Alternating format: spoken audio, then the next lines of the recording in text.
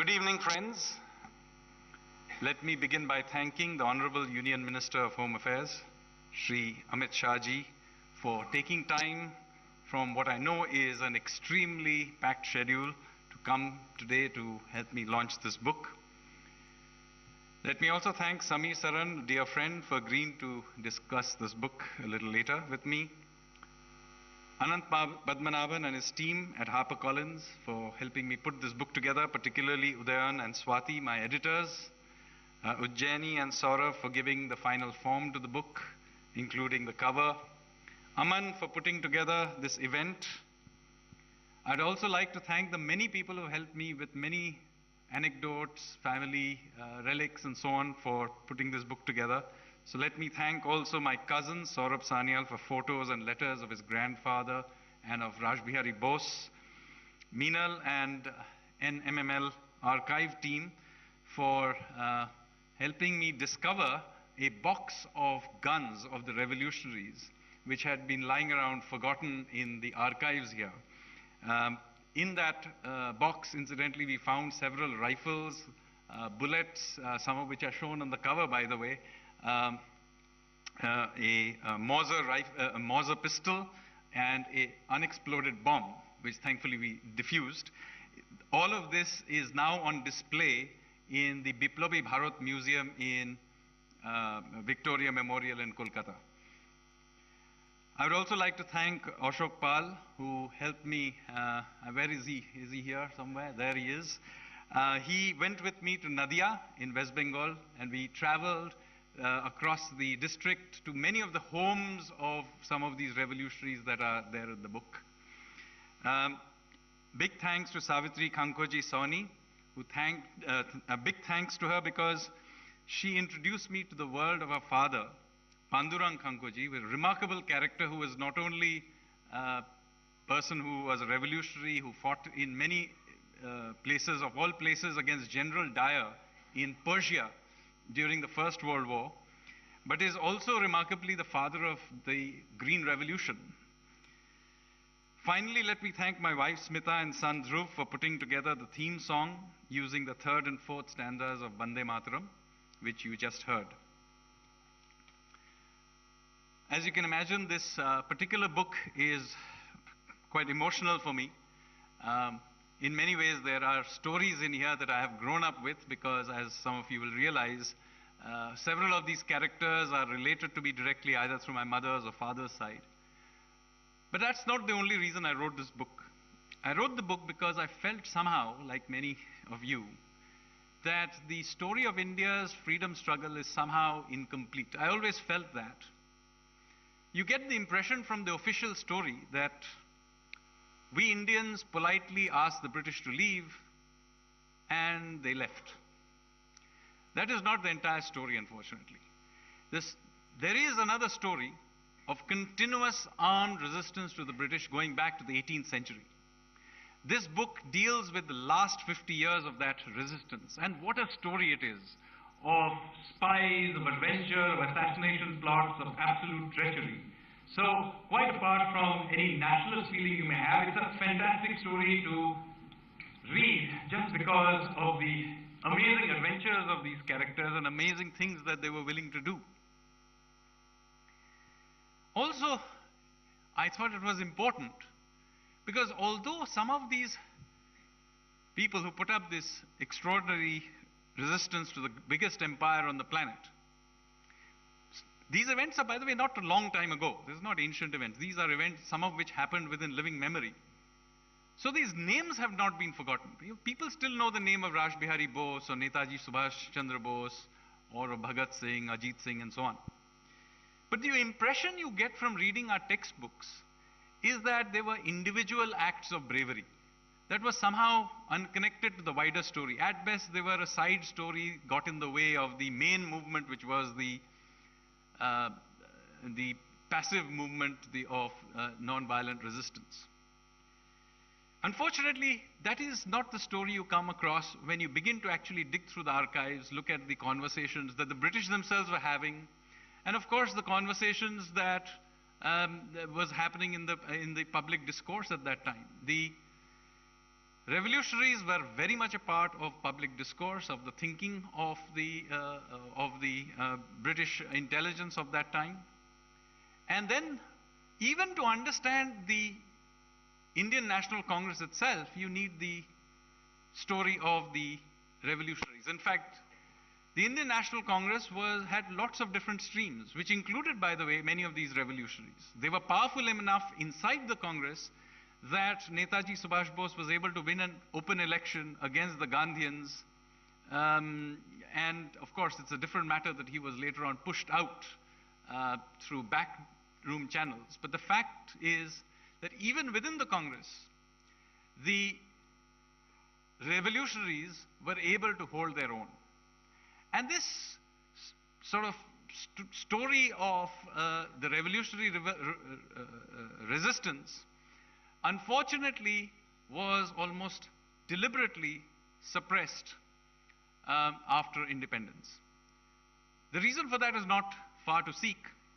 Almost all the senior members of the revolutionary movement were dead by this point in time.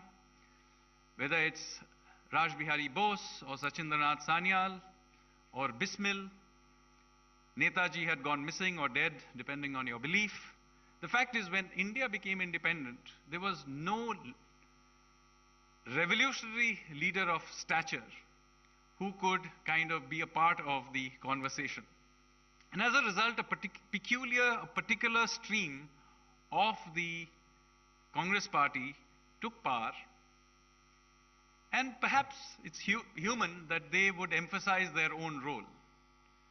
In itself, this is not wrong, but what I think is wrong is that there seems to have been a deliberate attempt to erase the memory of many of these greats who gave their lives and everything in order to make sure that we enjoy the freedoms we do today. Historians like R.C. Majumdar, for example, who had been originally given the job of writing the official history of India's freedom struggle, he was evicted when he began to talk about these other streams of history. Moreover, it is important to remember that the revolutionaries were not just doing their little bit. They were linked to peasant movements like the Eka movement led by Madari Pasi. They were linked to tribal revolts like those led by Alluri Sitarama Raju, now made famous by RRR. But a person, again, much forgotten till this movie came along. So this is a much larger story. Unfortunately, independent India did not give them their due credit. The soldiers of the INA, the sailors of the naval revolt of 1946 were not taken back into the Navy and Army after independence. They were not even recognized for decades as being freedom fighters. It's only very recently that they were given a recognition, and it's only 2 years ago that for the very first time that INA veterans were actually taken for a parade. The few that are still alive today were taken for a parade down the Republic Day, down Kartavya Marg, then called Rajpath. So this book really is my humble tribute to this extraordinary effort all these people did. This was a big effort involving tens of thousands of people, not only within India, but across the world. The revolutionaries had networks in Germany, in Japan, in North America, in Ireland, in Singapore, and many of the streams of our national consciousness to this day derive from the revolutionaries, even if you do not know this. And this is across the political spectrum, whether it is the CPI or the RSP on the left, or the RSS on the right, and many streams of the Congress in between. Many of them have their origins in this revolutionary movement. It is even true, incidentally, of those who oppose India. Not many of you may realize that the Khalistani movement has its origins in the British attempt to subvert the Ghadarites. So some of you may have wondered, why is it that the Khalistani movement is based so much in Canada? Well, it is because the North American Sikhs were very much a part of the Ghadarite revolutionary movement, and they used to operate through a network of gurudwaras, which were then infiltrated by the British intelligence officer called Hopkinson. And large amount of money was spent in trying to separate the Sikhs from the Hindus and from the revolutionaries. And in a court in Canada, Hopkinson was shot dead by a Gadarite called Mewa Singh. Now, I'm quite certain there almost nobody in this audience who actually has heard of Mewa Singh. But Mewa Singh actually shot dead Hopkinson back in, I think it was 1914 or 1915. So there are all these interesting characters in this book. I hope some of you will enjoy it. And I look forward to your feedback. Thank you very much.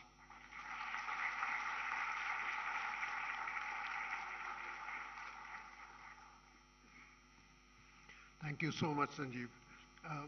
May I now please request the Honorable Home Minister Shri Amit Shah ji to address the gathering, please.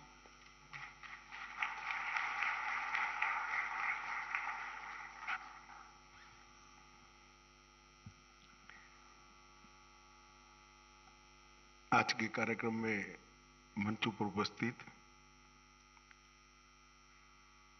Shri Sanjeev Sanyal ji, doctor Saran और इस सभागार में उपस्थित सभी भाइयों और बहनों, सबसे पहले तो मुझे मालूम नहीं पड़ता कोइंसिडेंट है या कुछ सोच समझकर करा है। इस पुस्तक का विमोचन इस सभागार के अंदर रखा है, सोच समझकर रखा है या कोइंसिडेंट है।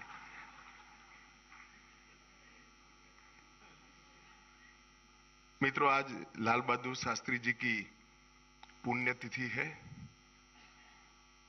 सबसे पहले मैं महान देशभक्त हमारे प्रधानमंत्री लाल बहादुर शास्त्री जी, जिन्होंने देश को सही रास्ते पर चढ़ाने के लिए देश की कई सारी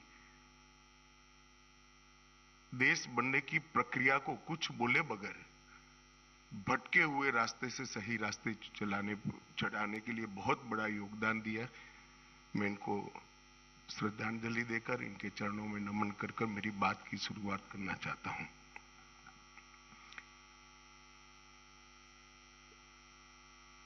Revolutionaries, the other story of how India won its freedom.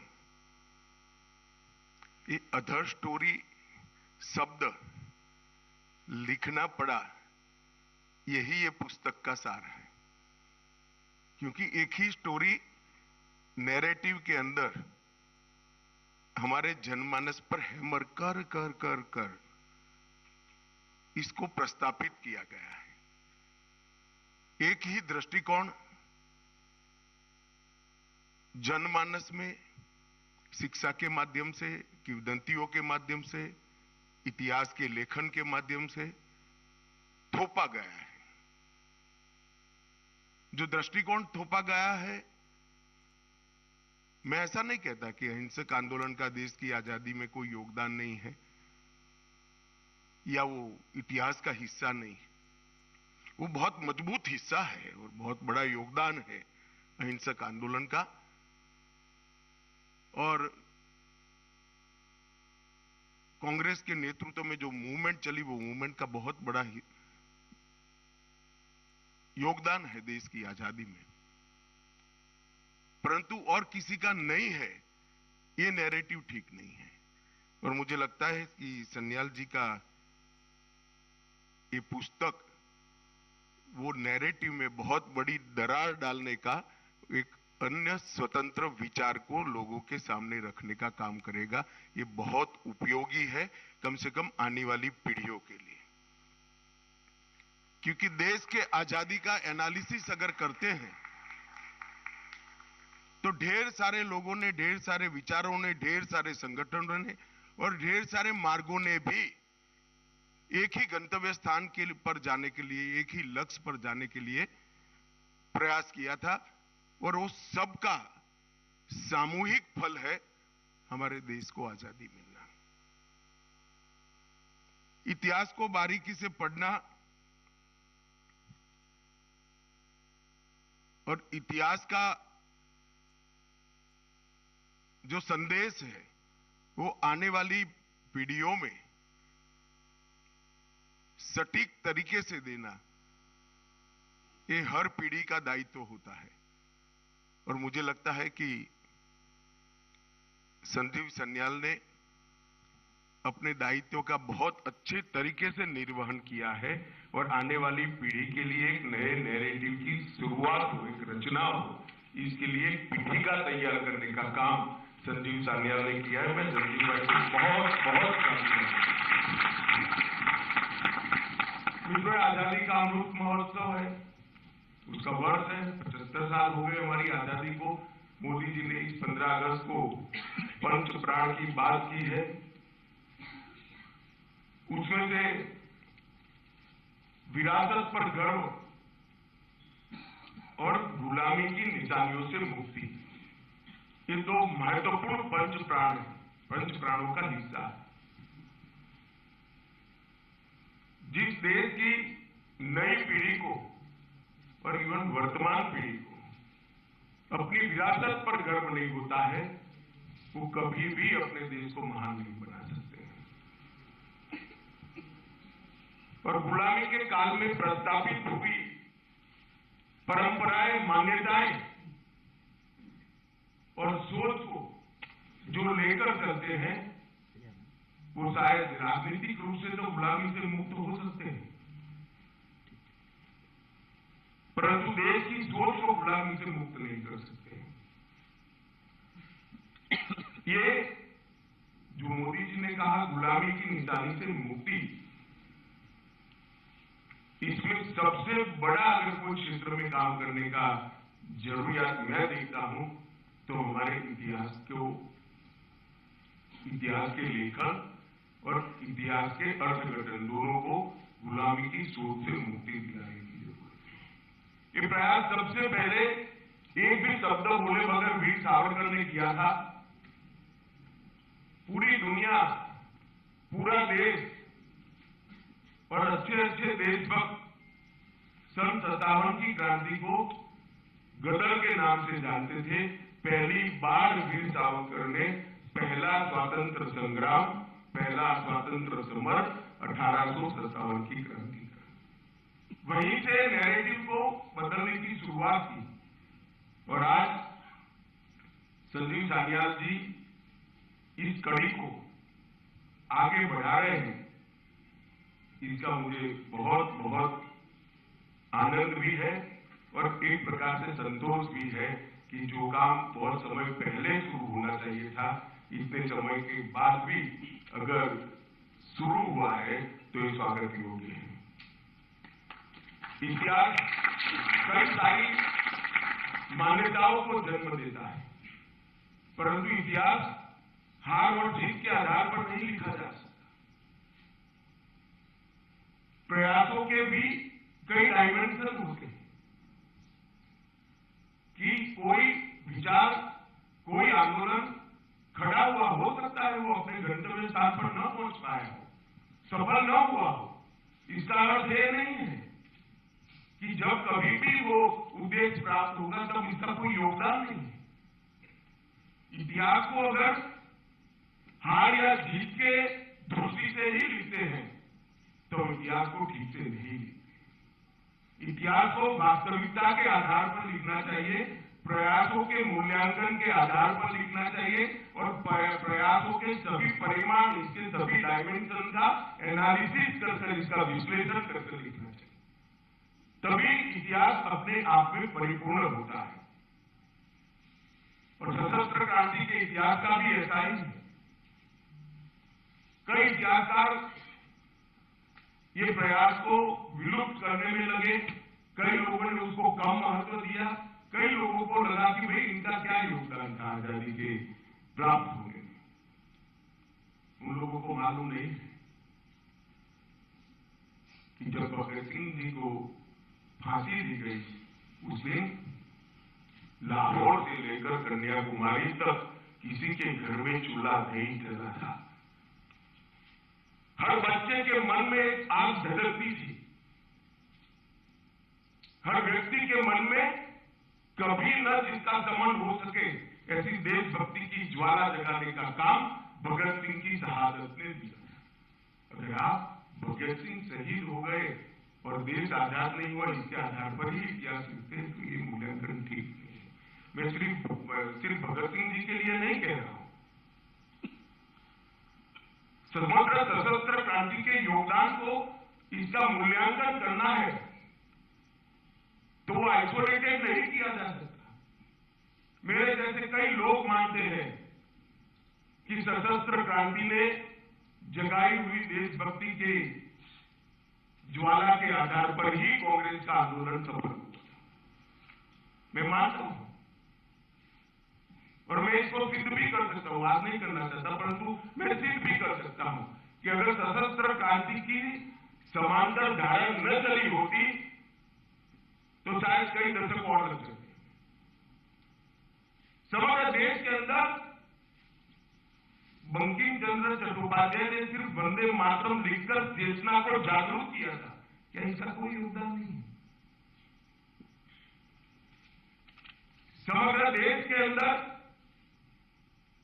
Gadar party के पूरे प्रयासों ने अनेक जगह पे एक जबरदस्त चेतना की जागृति की, निर्माण भी किया था। सुसुप्त चेतना को जागरूक भी किया और चेतना का निर्माण भी किया, क्या इसका कोई योगदान नहीं है?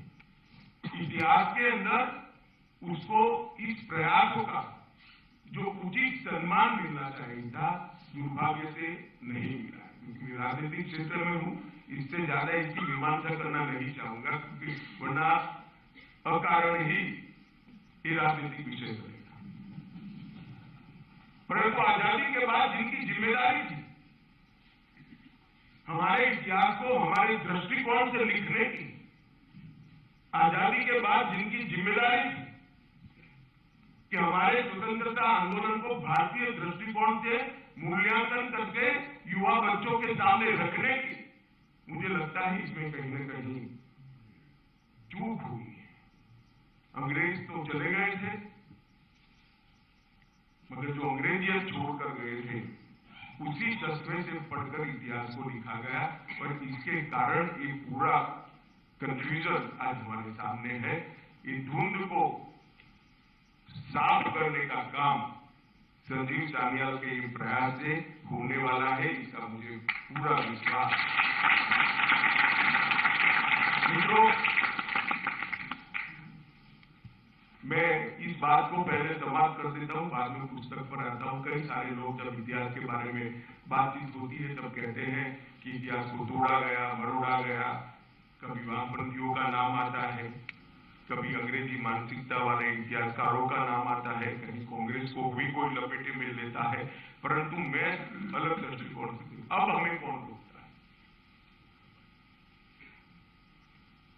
मैं आज इस मंच से इतिहास के विद्यार्थियों का और इतिहास को पढ़ाने वाले प्राध्यापकों का आह्वान करना चाहता हूं कि हमारे देश के गौरव को व्याख्यायित करे इस प्रकार से कोई तोड़ मरोड़ करे बगैर वास्तव दर्दी गौरवमयी इतिहास की रचना अब हो सकती है या नहीं हो सकती? मेहनत किया कर, रिसर्च कर हम क्या ऐसे 300 व्यक्ति को ढूंढ सकते हैं जिन्होंने भारत को महान बनाया? एक गलत अवधारणा इतिहास से सर्जित हुई, जो इतिहास हम लोग पढ़े हैं कि पहला साम्राज्य मुगल साम्राज्य बनने के बाद ही हुआ। ऐसा नहीं है। इस देश में कम से कम 30 ऐसे साम्राज्य हैं जिन्होंने 200 साल से ज्यादा राज किया और बहुत अच्छे तरीके से राज किया। वो मुंह जबानी बताया जा सकता है। क्या हमारे इतिहास के विद्यार्थी और प्राध्यापक इस पर रिसर्च कर लिख सकते हैं क्या? सन 57 के पहले और सन 57 के बाद कभी भी इस देश के किसी भी कोने ने अंग्रेजों को स्वीकारा नहीं है। एक एक इंच जमीन के लिए उनको संघर्ष करना पड़ा है, लड़ना पड़ा। ये क्या संघर्ष नहीं है? आजादी बरकरार रखने का, आजादी को बचाकर रखने का, इसको क्या इतिहास में याद नहीं मिलना चाहिए? ढेर सारे ऐसे लोग थे जिन्होंने सन 57 की क्रांति के लिए कुछ न प्राप्त होने की स्थिति में भी ये लड़ाई लड़ी, और मैं मानता हूं कि सन 57 की लड़ाई ने ही इस देश की जनता के मन में स्वराज के संस्कार शिवाजी महाराज के बाद पहली बार डालने का अगर कोई प्रयास ने काम किया तो 1857 की क्रांति ने किया, और वहीं से हमारी आजादी की लड़ाई की भूमिका वहीं से शुरू, इसकी नींव वहीं से डली गई। चाहे सशस्त्र क्रांति का इतिहास देखो या कांग्रेस का अहिंसक आंदोलन देखो, इसकी नींव ढूंढने जाएंगे तो 1857 की क्रांति के अंदर से ही निकलेगा। ये सब चीजों को समाहित करने की जिम्मेदारी, सत्य ऐतिहासिक तथ्यों को देश की नई पीढ़ी के सामने रखने की जिम्मेदारी सिर्फ सरकार की नहीं हो सकती। मैं मानता हूं इतिहासकारों ने भी इसमें आगे आना चाहिए। सान्याल का भारत और भारतीयता का लिए जो जुनून है वो देखकर मैं कई बार सोचता हूं, एक बार मुझे मिलकर निकले नॉर्थ ब्लॉक में, मुझे विचार है ये व्यक्ति कभी निराश तो नहीं हो जाएगा, क्योंकि जो जुनून है वो अगर लंबे समय तक इस परिणाम नहीं मिलता है तो निराशा में भी कन्वर्ट होता है। संजय भाई चिंता न करो, इस वक्त मैं आपके साथ खड़ा रहूंगा, निराश होने की कोई जरूरत नहीं।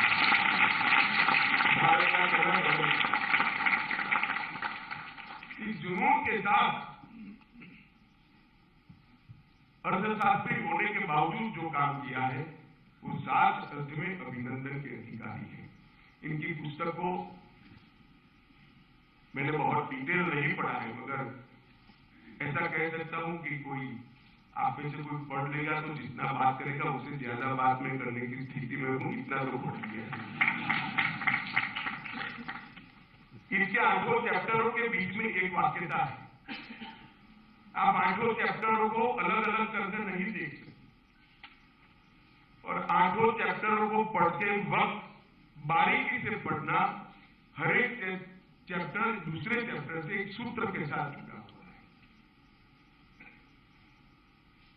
मैंने तो बंद कर दिया है अभी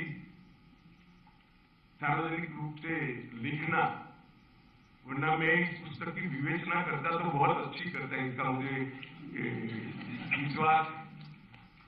ये 8 चैप्टरों के अंदर सिर्फ क्रांतिकारियों का वर्णन नहीं है,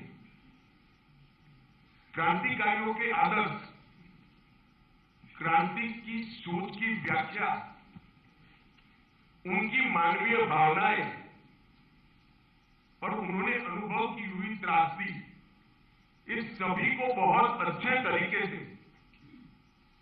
इन्होंने मोतियों की तरह एक माला में पिरोने का काम किया है।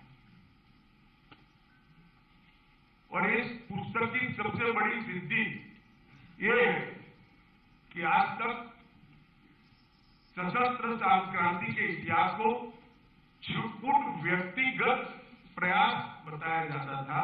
ये पुस्तक पढ़ने के बाद आप सबके मन में स्पष्टता हो जाएगी, ये छुटपुट व्यक्तिगत प्रयास नहीं था, बहुत अच्छे तरीके से एक सोच के आधार पर किया गया सामूहिक प्रयास था, परंतु संख्या कम थी इसलिए छुटपुट दिखाई पड़ा। क्योंकि सशस्त्र क्रांति करने के लिए कोई भी बड़े से बड़ा डर जाएगा, अंततोगत्वा एक घटना के अंदर ही होगा, और जब घटना का पर्दाफाश होता है तो बाकी सारे लोगों का अदृश्य हो जाता है, रणनीति का हिस्सा। परंतु बहुत बखूबी से इन्होंने इसको मोतियों को जैसे माला में परोते हैं, इसी तरह से समग्र क्रांति के विचार को एक धागे में मोतियों की तरफ पिरोने का काम किया है। दूसरे अध्याय में श्री अरविंद और वीर सावरकर इसके संबंध में लिखा है। ये दोनों ऐसे व्यक्ति हैं, एक ने सुस्पष्ट रूप से राष्ट्रवाद को जरा भी गालमेल करे बगैर व्याख्यायित करने का काम किया और दूसरे ने राष्ट्रवाद को अध्यात्म के साथ जोड़कर भारत ही विश्व गुरु बन सकता है, इसका विचार की शुरुआत। ये दोनों के बारे में मैंने भी बहुत कुछ पढ़ा है, मगर इन्होंने दो ही चैप्टर के अंदर इन दो के बारे में जो जानकारी दी है, बहुत अच्छी जानकारी है। उसको मैं रूपक में अगर बोलना चाहूंगा तो गागर में सागर की तरह सारी चीजों को इन्होंने समाहित किया है। चैप्टर 4 गदर आंदोलन के बारे में लिखा गया है और गदर आंदोलन आइसोलेटेड नहीं था, इसकी सारी शाखाओं को इन्होंने बहुत अच्छे तरीके विस्तृत रूप से वर्णित कर गदर आंदोलन उत्कृष्ट राष्ट्रभक्ति से निपजा हुआ एक सामूहिक प्रयास था। इसको सिद्ध करने का काम इन्होंने अध्याय 4 के अंदर किया है। 5वां अध्याय काला पानी पर लिखा है, जो भारत के आजादी के इतिहास का तीर्थ स्थान है। अंडमान की सेल्युलर जेल और वहां की दी गई मानवीय यातनाएं देखकर मैं कई बार सोचता हूं कि पश्चिम के देश कैसे ह्यूमन राइट की बात कर सकते हैं और किनको सिखा रहे होंगे। जो कोई भी हमें भाषण देता आता है उसको एक बार सेल्युलर जेल की मुलाकात करनी। अनेक प्रकार के देश के अनेक हिस्सों से पकड़े गए स्वतंत्र सेनानी क्रांतिवीरों को एक ही जगह पे रखा गया और अगर सेल्युलर जेल के अंदर जो क्रांतिवीरों की सूची है उसको भी आप लिखोगे तो मालूम पड़ जाएगा आइसोलेटेड प्रयास नहीं था। पूरे देश का नक्शा वहीं पर बन जाता है। वो जेल में आज भी एक महिला कर्मी है, उसने हर जेल से आए हुए आजादी के लड़ाकों का नाम लिया, प्रदेश दिया और उसको जोड़कर पूरे भारत का नक्शा बनाया। एक भी प्रदेश बाकी नहीं।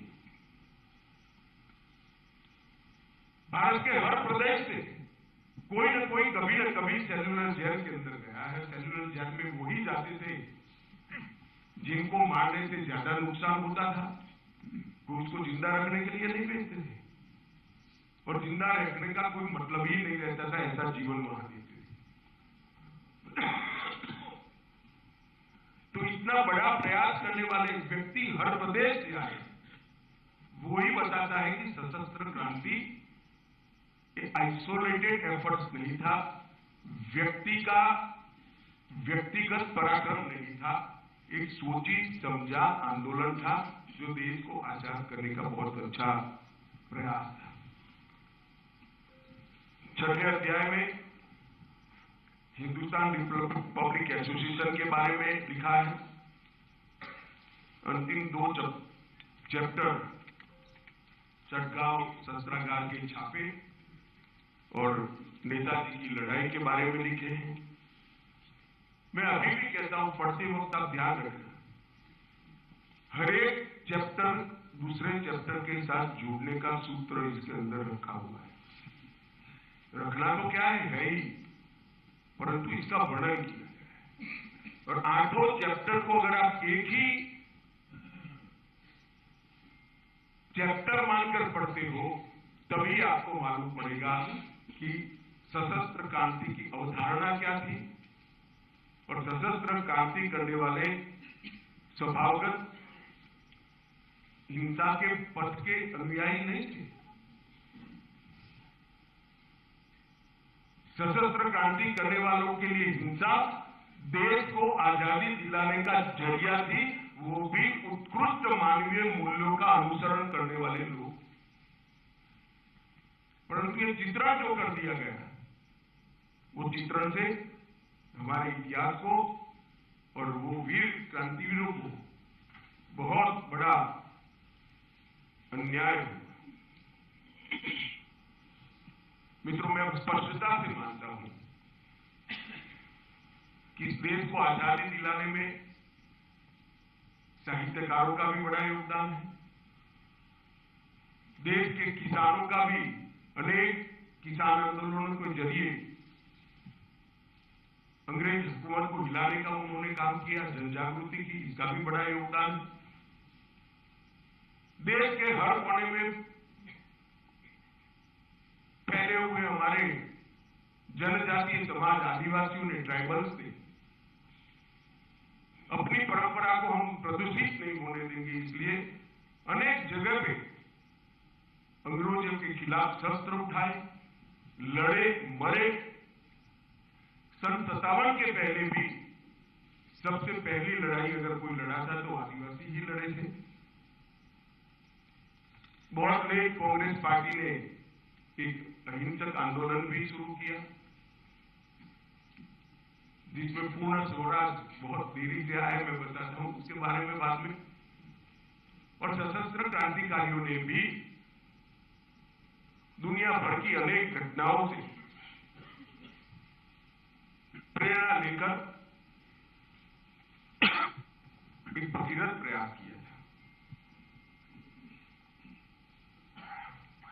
हो सकता है कई घटनाओं का आप एनालिसिस करोगे तो आंदोलन असंगठित दिखेगा, परंतु वो देशभक्ति से प्रेरित था और सभी का लक्ष्य एक ही था, देश को आजाद कराना, अंग्रेजों को देश से निकालना। और आप इस पुस्तक को ध्यान से पढ़ोगे तो आपको मालूम पड़ेगा 1923 में ही सचिंद्रनाथ सन्याल ने भारत को रिपब्लिक बनाने का लक्ष्य रखा। मैं इसलिए कह रहा हूं कि जिन्होंने हाथ में हथियार उठाए थे वो स्वभावगत हिंसक नहीं थे, परंतु अंग्रेज के हाथ में बंदूक थी, इसलिए इसके सामने लड़ना एक हिंसा आदेश को आजादी दिलाने का एक जरिया बनाया। कांग्रेस ने 1930 में पूर्ण स्वराज की मांग रखी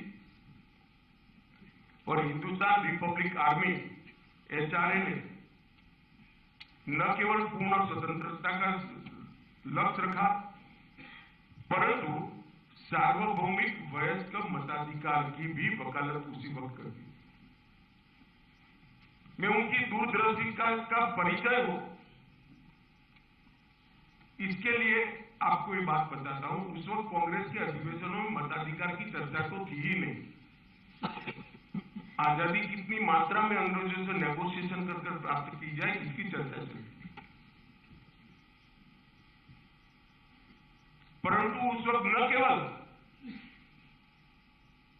संपूर्ण आजादी, हर वयस्क को मतदान, मताधिकार, इसकी भी चर्चा की।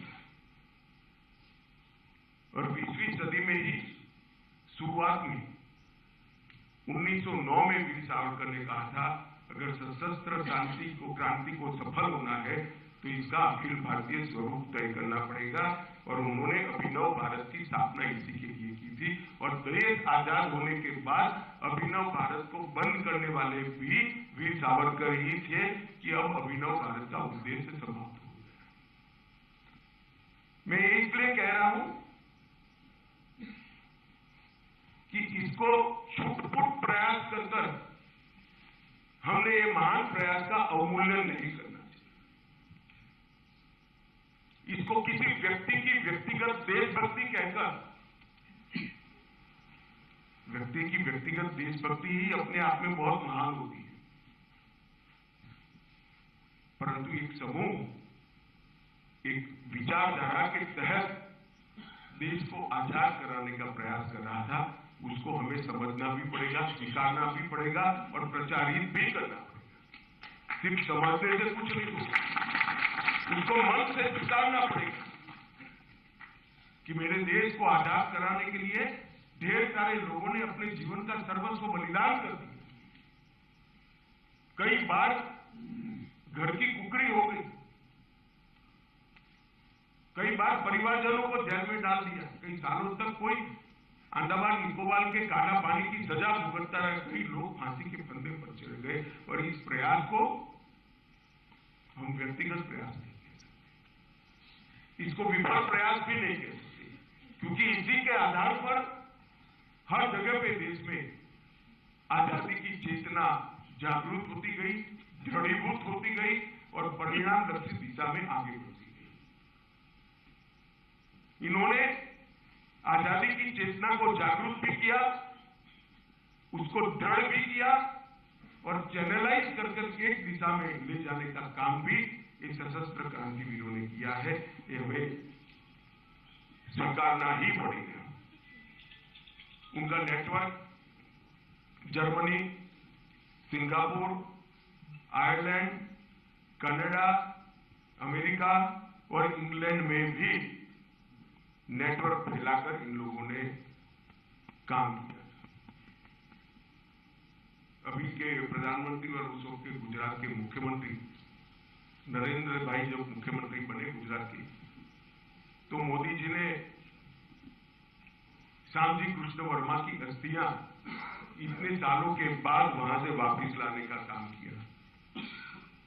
क्योंकि श्यामजी अपने बिल में कहकर गए थे कि मेरी अस्थियों को एक बैंक के लॉकर में रखना, जब मेरा आदेश आजाद हो तभी मेरी अस्थियों को मेरे देश में लिया जाए, मैं गुलाम देश में मेरी अस्थियों को भी नहीं जाने दूंगा।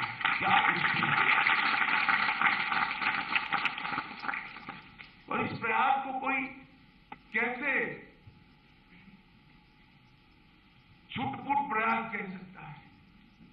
इस श्यामजी कृष्ण वर्मा तैतरीय उपनिषद का सबसे देश में उस जमाने में सबसे विद्वान व्यक्ति थे, संस्कृत के स्कॉलर थे।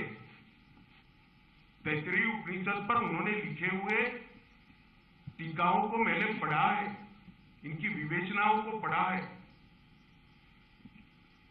इतना विद्वान व्यक्ति सब कुछ छोड़कर, देश छोड़कर वहां क्रांतिवीरों का प्रेरणा स्रोत बना। एक के बाद एक देश बदलते गए। सरदार सिंह राणा हो, मैडम कामा हो, श्यामजी कृष्ण वर्मा हो, सबने आजादी के स्वप्न को श्रेष्ठ देने का काम किया, इसको फैलाने का काम किया। और सावरकर जैसे लोगों ने जमीन पर लड़ाई लड़ने का काम किया। ये प्रयास ना सोच के बगैर का था, ना असंगठित था, ना असफल था। ये प्रयास एक सोची समझी विचारधारा के आधार पर किया गया प्रयास था। ये प्रयास संगठित प्रयास था और इस प्रयास ने सफलता जो मिली, इसमें बहुत बड़ा योगदान दिया है, इसको कोई नकार नहीं सकता। और ये बात आज सन्याल की पुस्तक से नई पीढ़ी के हाथ में जाएगी। मैं एक वाक्य बोलना चाहता हूं, मैं एडवांस में ही कह देता हूं, मीडिया है, वाक्य मेरा नहीं है, तो मुझसे न चिपका है।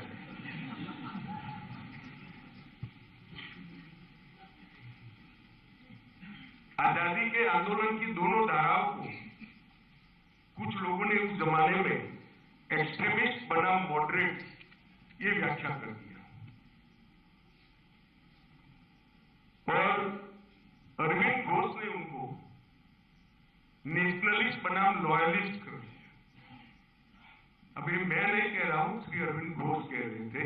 मैं नहीं मानता इस 130 करोड़ की आबादी में श्री अरविंद घोष की व्याख्या और उनके उद्देश्यों पर कोई भी सवाल उठा सकता है। मेरा बस इतना ही कहना है, मेरी कोई टिप्पणी नहीं। मगर हमने इतिहास को एक्सट्रीमिस्ट बनाम मॉडरेट की धारा से निकालकर वास्तवदर्शी बनाना। अहिंसक आंदोलन का भी योगदान है, इसको हम नकार नहीं सकते, परंतु इसका महिमा वर्णन करने के लिए हजारों हजारों लोगों की तपस्या, जीवन के बलिदान और कुटुंब के कुटुंब फना हो गए, इसको कैसे नकार सकते हैं? और उसको नकार कर देश का इतिहास नहीं बन सकता है। हमने कभी न कभी सोचना ही पड़ेगा, हमने समझना पड़ेगा कि आजादी अनुदान में नहीं मिली है, लाखों लाखों लोगों ने बलिदान दिए हैं, रक्त बहाया है, पीढ़ियां तबाह हो गई है, तब आजादी मिली। इतिहास को इस तरह से व्याख्यायित करने का हमें प्रयास करना पड़ेगा। और आज मुझे बड़ा संतोष है, मराठों से लेकर लसीत बरफुगन से लेकर 1857 तक के सभी प्रयासों को आज समाज में सम्मान मिलने की अच्छी शुरुआत हुई है। इसको और गति से हमें आगे बढ़ाना चाहिए। नेताजी सुभाष चंद्र बोस के जीवन में आज भी मेरे जैसा व्यक्ति ओवरकोट पहनकर आया है, कड़कड़ाटी -45 डिग्री टेम्परेचर में कलकत्ते से निकलकर वाया अफगानिस्तान, रसिया होकर कोई बर्लिन पहुंचता है, वो व्यक्ति की देशभक्ति को अब कैसे नकार सकते हो? मगर आज जब नेताजी का पुतला कर्तव्य पथ पर लगता है तो मन को बड़ी संतोष,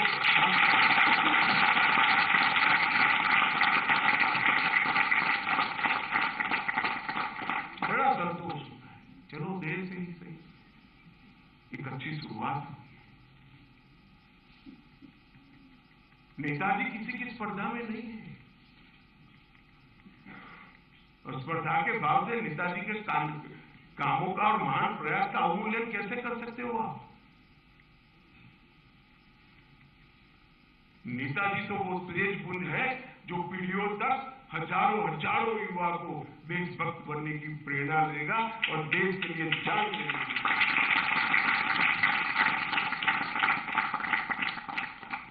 आईएनए का पूरा प्रयास मैं बहुत स्पष्ट रूप से मानता हूं, मैं भी इतिहास का विद्यार्थी हूं, स्पष्ट रूप से मानता हूं कि इसको जितना सम्मान और स्थान देश के इतिहास में मिलना चाहिए था वो नहीं मिला। जैसे भी मैंने पहले कहा, आज देश का युवा अपनी रुझान को बदला है, देश की मान्यताएं भी बदल रही है।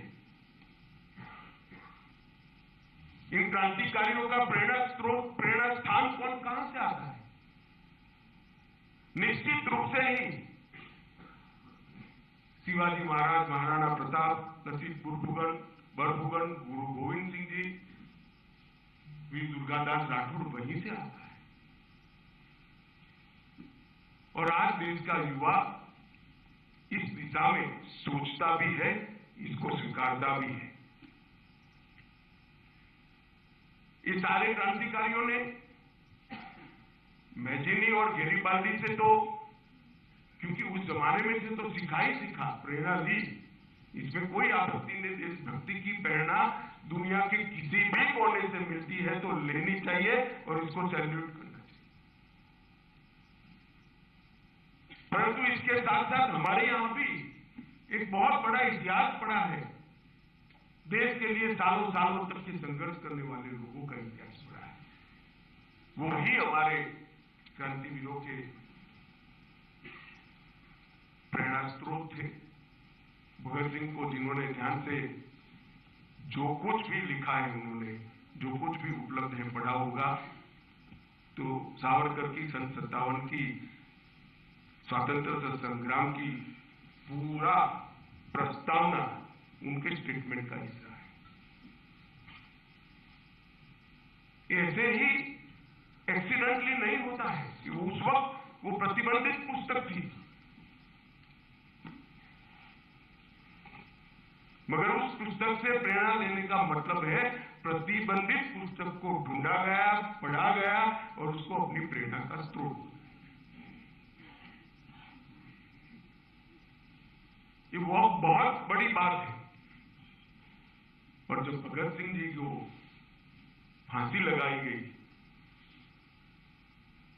तब सावरकर ने मराठी में फटका कर एक प्रकार का काव्य होता है, इसमें लिखा था, हा भगत सिंह हाय हा, तुम हमारे लिए ही फांसी जा रहे हो, राष्ट्र रण में चौथे ही खील रहे हो।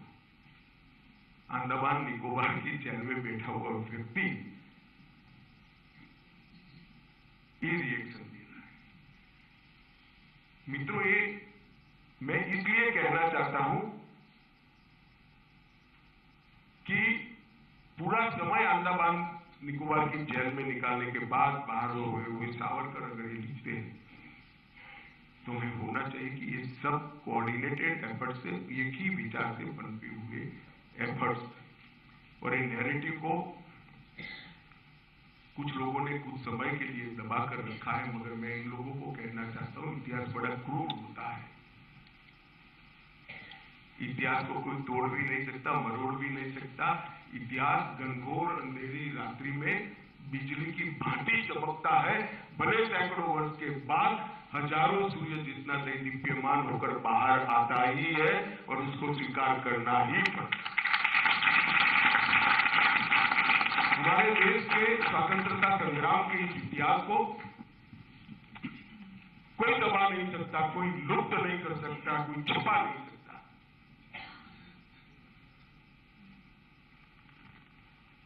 और समय समय पर इसको आगे बढ़ाने वाले लोग भी आए हैं और आगे भी आए।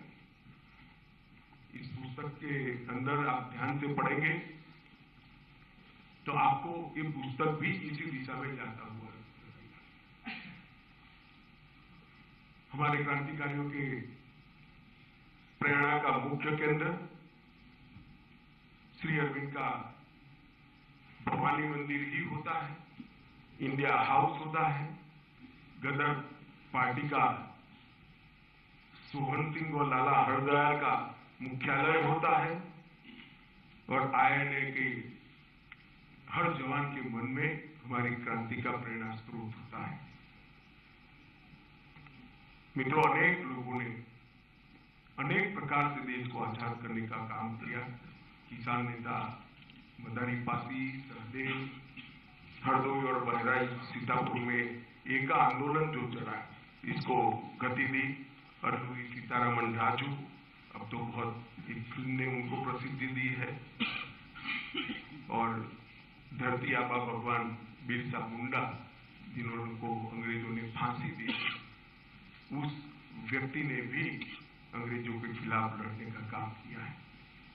इस पुस्तक ने बहुत सारे ऐसे व्यक्तित्वों को भी परिचय करा है। उल्लासकर दत्त, मेवा सिंह लोपोके, वीवीएस अय्यर, जतीन्द्र नाथ मुखर्जी, ढेर सारे व्यक्तित्वों का भी परिचय करा है। मेरा आप सभी से आग्रह है कि पुस्तक को जरूर मन से पढ़ना और फुर्सत में पढ़ना और इसको प्रचारित भी करना, क्योंकि एक विचार है, लिखा है हमारे सान्याल साहब ने, परंतु ये विचार, ये सनातन विचार है। हमारे यहाँ व्यक्ति, राष्ट्र और संस्कृति कभी अलग नहीं रहे, तीनों एक ही है। ये हमारा मूल विचार है। इस मूल विचार के आधार पर ही सशस्त्र क्रांति का नींव बना था और उसके आधार पर ही इसका परिचय कराने की पुस्तक लिखा गया है। मुझे दिए हुए समय से मैं थोड़ा ज्यादा बोला हूं, इसलिए आप लोगों का बहुत समापना के साथ और फिर से एक बार सचिन भाई को बहुत बहुत बधाई और शुभकामनाएं देकर मेरी बात को समाप्त करता हूं।